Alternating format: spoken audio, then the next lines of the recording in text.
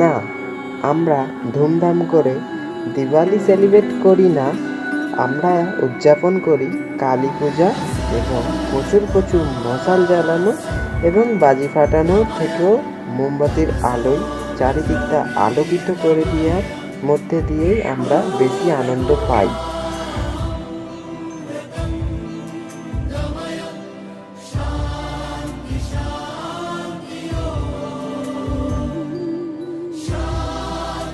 মা দুর্গা চলে যাওয়ার পর যখন আমরা ভীষণ মন খারাপ হয়, তখন আমরা নিজেদেরকে এটা বলে সান্ত্বনা দিই যে আর এক মা চলে যাচ্ছে তো কী হয়েছে, কিছুদিন পর আমাদের আর এক মা আবার আসছেন।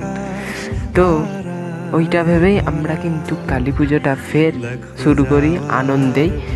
বাট মা কালী আবার আমাদের মধ্যে আসেন এবং কিছুদিন পরই আবার চলে যান।